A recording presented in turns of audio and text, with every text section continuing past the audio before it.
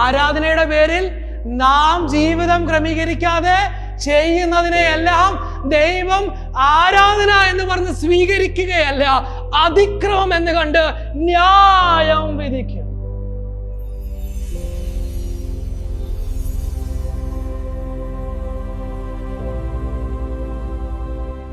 Israel ആരാധിക്കുന്ന Bethel ഗിൽഗാലിന് മുന്നിൽ നിന്നുകൊണ്ട് പ്രവാചകൻ വിളിക്കുക ആരാധനയ്ക്ക് വേണ്ടിയുള്ള വിളിയാണെന്നാണ് ജനം ഓർത്തെ.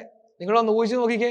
സഭായോഗത്തിന് വേണ്ടി ഞായറാഴ്ച അല്ലെങ്കിൽ വെള്ളിയാഴ്ച ആരാധനയ്ക്ക് വേണ്ടി നിങ്ങൾ ചെല്ലുന്ന സ്ഥലത്തിന്റെ പുറത്ത്, ആരാധനാലയത്തിന്റെ തൊട്ട് മുമ്പിൽ നിന്ന് ഒരാൾ വിളിക്കുക ഒച്ചത്തിൽ, എല്ലാവരും വരുവീൻ, എല്ലാവരും വരുവീൻ.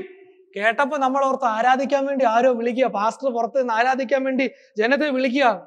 അടുത്ത് ചെന്നപ്പോഴാ കേട്ടേ, ഇവിടെ ഉണ്ടല്ലോ ജനം വിചാരിച്ചത് ആരാധിക്കാനാണെന്ന, പക്ഷെ പ്രവാചകൻ ആരാധിക്കാനല്ല, പാപം ചെയ്യുവീന്നാ പറയുന്നത്. ഇത് പറഞ്ഞാൽ നമ്മൾ പറഞ്ഞ ആലയത്തിൽ കടന്നു വന്ന് ദൈവത്തെ ആരാധിപ്പീന്ന, പ്രവാചകൻ പറയാ ആലയത്തിൽ കടന്നു വന്ന് അതിക്രമം ചെയ്യുവീൻ.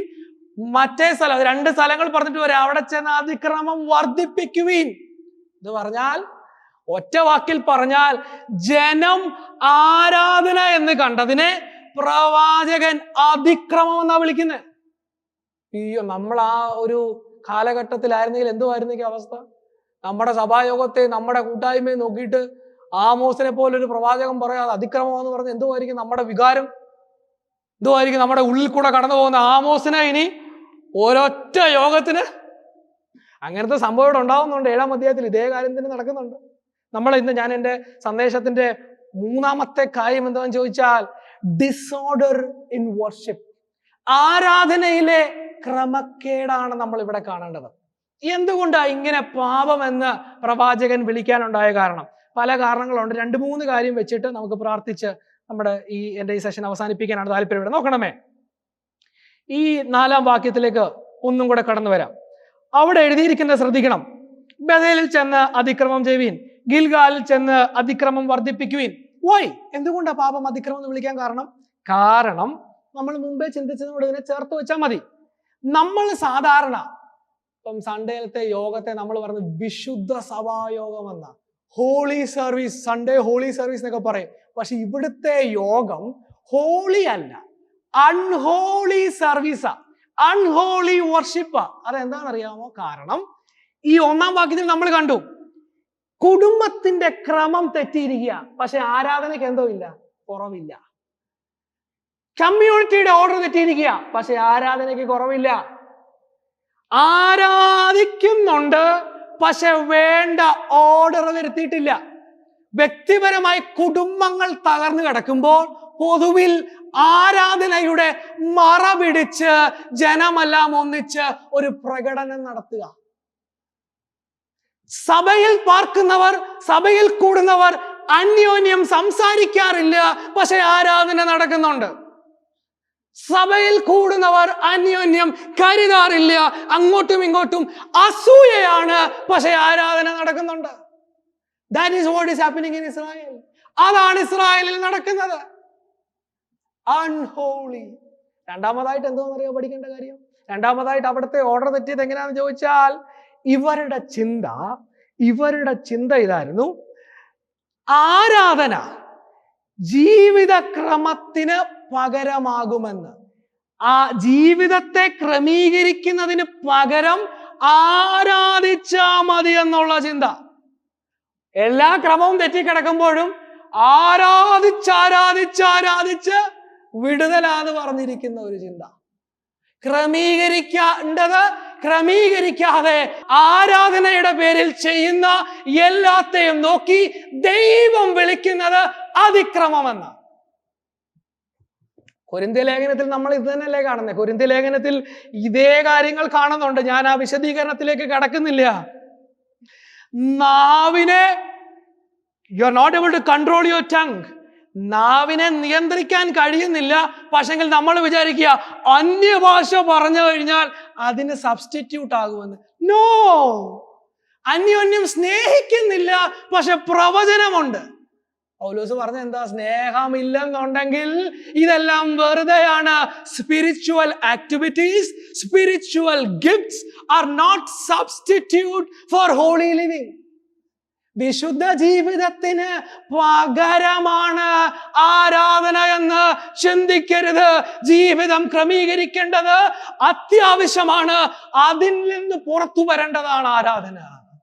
പാപങ്ങളുടെ പകരം ആരാധിച്ചാ പോരാ. പാപങ്ങൾ യേശു കർത്താവിന്റെ രക്തത്താൽ കഴുകൽ പ്രാപിച്ച് ആ അനുഭവം പ്രാപിച്ച നമ്മളാണ് ദൈവത്തെ ആരാധിക്കേണ്ടത്. അവിടെയും തീർന്നില്ല. നോക്കണം, ഈ 4-5 വാക്യങ്ങളിൽ ശ്രദ്ധിക്കേണ്ട കാര്യം മറ്റു പലതുണ്ട്. എന്തുവാന്ന് പറഞ്ഞാല് ദ ക്വാണ്ടിറ്റി ഓഫ് വർഷിപ്പ്. ആ വാക്യം തന്നെ നോക്കണം. രാവിലെ തോറും ഹനനയാഗം, 3-ാം നാൾ തോറും ദശാംശം. പറഞ്ഞ ജീവിതം ക്രമീകരിച്ചിട്ടില്ലെങ്കിലും ആരാധനയിലുണ്ട്. എല്ലാ ദിവസവും മുടങ്ങാതെ ആരാധനയിലുണ്ട്. ദശാംശം കൃത്യം എന്ന് പറഞ്ഞാൽ എക്സാക്ട്, ഒരു അങ്ങോട്ടോ ഇങ്ങോട്ടോ പോകാതെ കൃത്യം നൽകുന്നുണ്ട്. പക്ഷെങ്കിൽ ജീവിതത്തിൽ ക്രമമില്ല. അതിൽ വീഴുന്നവനല്ല ദൈവം. God is not impressed by what we do. More than that, we need to get our lives in order. ആ വാക്യം തന്നെ ഒന്നുകൂടെ നോക്കണമേ. ആ വാക്യത്തിൽ തന്നെ എഴുതിയിരിക്കുന്ന മറ്റൊരു കാര്യമാണ്, പുളിച്ച മാവു കൊണ്ടുള്ള സ്തോത്രയാഗം അർപ്പിക്കുവിൻ, സ്വമേധാർപ്പിതങ്ങളെ ഘോഷിച്ച് പ്രസിദ്ധമാക്കുവിൻ എന്ന് പറഞ്ഞാൽ ഇവിടുത്തെ ആരാധന എങ്ങനത്തെ ആരാധന എന്നറിയോ? സെൽഫ് പ്രൊമോട്ടിംഗ് വർഷിപ്പാണ്. എന്ന് പറഞ്ഞാൽ ആരാധന ഒരു പ്രമോഷനായിട്ട്, ആരാധന ഒരു പ്രകടനമായിട്ട് മാറുക. ഇന്നത്തെ ഇപ്പൊ ഈ സന്ദേശത്തിൽ ഞാനിത് പറഞ്ഞ ആൾക്കാരെ ഇംപ്രസ് ചെയ്യാനാണ് എന്റെ മനോഭാവം എന്നുണ്ടെങ്കിൽ God is not impressed. ഇന്നത്തെ ഇപ്പൊ ഒരു യോഗത്തിൽ നമ്മൾ ചർച്ചിൽ പോയി, ഞാൻ സഭായോഗത്തിൽ ചെല്ലുന്നതിന്റെ പുറകിൽ എന്റെ ഇന്റൻഷൻ എന്താ? അതറിയുന്നവനാണ് ദൈവം. You cannot impress God by what we do. Worship is not performance. Worship is not for promotion. അവസാനമായിട്ട് നോക്കണമേ, ആ വാക്യത്തിൽ തന്നെ 5-ാം വാക്യത്തിന്റെ അവസാന ഭാഗം ഇങ്ങനെയാണ് പറയുന്നത്. ആരാധനയെ പറ്റി പറഞ്ഞിട്ട് എന്റെ അവസാനം പറയാ, അങ്ങനെയല്ലോ ഇസ്രായേൽ മക്കളെ, നിങ്ങൾക്ക് ഇഷ്ടമായത് എന്ന് യഹോവയായ കർത്താവിന്റെ അരുളപ്പാട്. എന്ന് പറഞ്ഞാൽ അവിടുത്തെ ആരാധന പറയുമ്പോൾ ഇവർ ചെയ്തുകൊണ്ടിരിക്കുന്ന ഈ ആരാധന, അതായത് ക്രമീകരണം വേണ്ട, വിശുദ്ധീകരണം വേണ്ട, പക്ഷെ കൃത്യമായിട്ട് ദശാംശം കൊടുത്ത് സഭായോഗം കൂടി യാഗവും കഴിച്ച് പോകുന്നതാണ് ജനത്തിന് ഇഷ്ടമായത്. എന്ന് പറഞ്ഞാൽ it is A people friendly worship. ആരാധിക്കുന്ന ആൾക്ക് എന്തോ തോന്നണം, ഇന്നത്തെ ആരാധന എന്തുവായിരുന്നു, നല്ലതായിരുന്നു എന്ന് തോന്നണം. ഇന്നിപ്പോ അങ്ങനത്തെ ഒരു കാലഘട്ടത്തിലേക്കല്ലേ നമ്മൾ വന്നിരിക്കുന്നേ. സുഖിപ്പിക്കുന്നത്, സന്തോഷിപ്പിക്കുന്നത് മാത്രമേ കേൾക്കാൻ നാം തയ്യാറാവത്തുള്ളൂ. V switch channels. നമുക്കിഷ്ടമുള്ള പ്രസംഗം കേൾക്കാൻ ഇന്ന് സൗകര്യമുണ്ട്. കേട്ടോണ്ടിരിക്കുന്ന നമുക്ക് ഇഷ്ടപ്പെട്ടില്ല, എന്നാൽ അടുത്ത പ്രസംഗം, അടുത്ത ആളുടെ പ്രസംഗം, ഇങ്ങനെ ചാനലുകൾ മാറി, വീഡിയോകൾ മാറി, നമ്മളെ സുഖിപ്പിക്കുന്ന, നമ്മളെ കംഫോർട്ടബിൾ ആക്കുന്ന മാത്രം കേൾക്കാൻ നാം തയ്യാറാകുന്ന ഒരു കാലഘട്ടം. ദൈവം അതിനെ ആരാധന എന്നല്ല വിളിക്കുന്നത്. ആരാധനയിൽ നടക്കേണ്ടത് ശുദ്ധീകരണമാണ്. ആരാധനയിൽ നടക്കേണ്ടത് ക്രമീകരണമാണ്. Things must be put to order. That is what God expects. അവസാനമായിട്ട് ആരാധനയോടുള്ള ബന്ധത്തിൽ ഒരു കാര്യം കൂടെ കാണിച്ച് ഞാൻ എൻ്റെ വാക്കുകൾ അവസാനിപ്പിക്കാം. 6 മുതൽ 11 വരെയുള്ള വാക്യങ്ങൾ. ഇവിടെ എന്തുവാ സംഭവിക്കുന്നതെന്ന് പറഞ്ഞാൽ, ദൈവം ഈ ജനത്തിന്റെ ഇടയിൽ പല ശിക്ഷകൾ, ഡിസിപ്ലിനുകൾ വരുത്താൻ നോക്കി. പല വഴികളിൽ കൂടെ ക്ഷാമമുണ്ടായി, മഴയില്ലാത്ത അനുഭവം ഉണ്ടായി, മരണമുണ്ടായി, യുദ്ധത്തിൽ തോൽവി ഉണ്ടായി, മഹാമാരി ഉണ്ടായി. ഇങ്ങനെ പല കാര്യങ്ങൾ അവരുടെ ഇടയിൽ കടന്നു വന്നു. അതിൻ്റെ എല്ലാം 1 ലൈൻ ദൈവം തന്നെ പറയാ, എന്നിട്ടും നിങ്ങൾ എങ്കിലേക്ക് തിരിഞ്ഞില്ല. എന്തുവാ ഞാൻ പറഞ്ഞ അവസാനത്തെ കാര്യം? ദൈവത്തിലേക്ക് തിരിഞ്ഞിട്ടില്ല ജനം, പക്ഷെ ആരാധനയുണ്ട്. ആരാധന ശക്തമായിട്ട് നടക്കുന്നുണ്ട്, പക്ഷെ ദൈവത്തിലേക്ക് തിരിയാതെ ഉള്ള ആരാധനയാണ്. Worship without returning to God. ആരാധന സത്യത്തിൽ എന്തുവാ? ദൈവത്തിലേക്ക് തിരിയുന്നതാ. യഥാർത്ഥമായി ദൈവത്തിലേക്ക് നമ്മുടെ ജീവിതത്തെ ക്രമീകരിച്ചുകൊണ്ട് ദൈവത്തിലേക്ക് തിരിയേണ്ടതിന് പകരം ദൈവത്തിൽ നിന്ന് മുഖം തിരിച്ചു നിന്ന് ആരാധനയുടെ പേരിൽ പലതും നാം ചെയ്തു തീർക്കുമ്പോൾ അതിനെ ഒന്നും ദൈവം അംഗീകരിക്കുന്നവനല്ലെന്ന് തിരിച്ചറിയുക. ഒരു 1 ലൈൻ പറഞ്ഞിട്ട് ഞാൻ അവസാനിപ്പിക്കാം. God calls what we do in the name of worship without putting things in order as sin and not worship.